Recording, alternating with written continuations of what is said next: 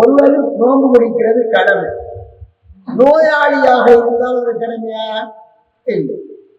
வீட்டுல மூட்டாப்பாடி பாப்பா இருப்பார், வயசாளி, நோன்பு பிடிக்கல. நோன்பு பிடிக்கலான்றதால அவர் நோயாளி அல்லது நோயாளியா இருப்பார் கணவர். நோயாளிக்கும் வயது போனதால நோன்பு பிடிக்க முடியாமல் இருப்பதற்கும் நாம் சமைச்சு சாப்பாடை கொடுக்கணும். அதே நேரம் வீட்டுல பெண்ணாம்பெரும் தடியன்னு தெரிவிப்பாங்க. இரவெல்லாம் புஷ்பாத்தி வடிப்பது, பாறையில ஊட்டிருப்பார், தொழிலுக்கு போக மாட்டான். நம்மளோட பொடியம்மார்களை சில இல்லை கேட்காத காலில் ஒரு கால் ஊட்டிருப்பார், கழுத்துல ஒரு பொம்பளையில ஒரு செயினை போட்டுருப்பார், அவங்க ஆக்குறாங்க. இப்படியாக சிலருக்கு பிள்ளைகள் கொடுத்துருப்பாங்க. அது மாதிரி சில கணவன்மார்கள் இருப்பாங்க, நோம்பு பிடிக்க மாட்டாங்க. நோம்பு பிடிக்காம இருப்பவர்களுக்கு இவர்களுக்கு சாப்பாடு கொடுக்க கூடாது. அவர் விரும்பினாத்தான் சொல்லிருப்போம்.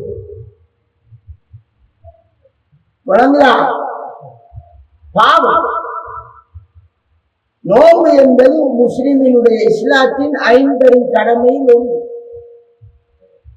தொழுகை எப்படி கட்டாய கடமையோ, நோம்பு ஜகாத் எப்படி கட்டாய கடமையோ வசதிகளுக்கு, நோம்பு எல்லோருக்கும் கட்டாய கடமை. பருவ வயது அடைந்து விட்டார். பொம்பளை இருந்தால் 13 வயசுல கொமராயிடுவாங்க. ஆம்பளை இருந்தாலும் 14 வயசு 15 வயசு. எனவே அவன் பருவ வயது அடைந்ததற்கு நோம்பு குடிக்கல, நீ சோறு தாமான்னு வந்தால் அவருக்கு சோறு கொடுக்கணும், ஆப்பக்கண்ணையெல்லாம் கொடுக்க வேண்டியது. புருஷனுக்கு அடிக்கணுமா? இல்லை, உங்களுக்கு சோறும் இல்லை, ஒன்றும் இல்லை, நீங்க எங்கேயாவது போகணும். எந்த கையால ஒரு குடிக்கு ஒரு வைக்க மாட்டேன். சாப்பாடு நோன்பு வீட்டுல இருக்கிறாங்க, நோன்பு கொடுப்பாங்க, அந்நேரம் தேவையான சாப்பிட்டு போகணும். வீட்டுல அவர் ரோட்டுல அவர் பெரிய நோம்பாடி வாய்க்கு சில தொப்பியும் போட்டுருவாங்க. இல்லையா? தொப்பியை போட்டா அவர் நோம்பாடியாங்க.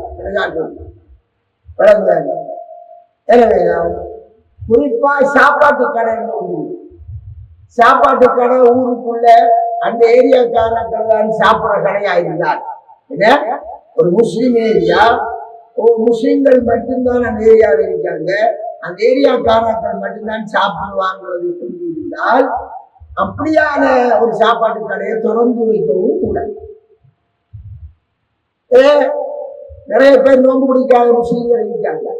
கொஞ்சாயிரம் சோறு தர மாட்டான், நமக்கு தான் இடம் இருக்கிறது. அவன் என்ன செய்வாங்க, அந்த கடையில முன்னுக்கு ஜொலி பக்கெட்டை சாப்பிட்டாங்க, பின்னிக்காங்க ஒரு வழி வழி சேரையா குடிக்கிற பார்ல வந்து பின்னாடி ராசியமா வச்சுக்காம கண்டா குடிக்கிறாங்களுக்கு நோம்பு கூட நோம்பு காலத்துல நோம்புறம் சாப்பிடலாமா? மற்ற காலத்துல இல்லை. அதனால பின்னால அவர் பிரியாணி எல்லாம் வச்சிருப்பாரு, சாப்பிடுவாங்க.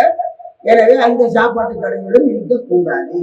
அது பாவத்தை நாம அல்லாஹ்வுடைய கட்டளையை மீறக்கூடிய சமுதாயத்துக்கு உதவி செய்வதா பிடிக்கும். அதனால அப்படியான கணவன்மாருக்கு நீங்க தயவு செய்து சோறுகளை கொடுக்காதீர்கள்.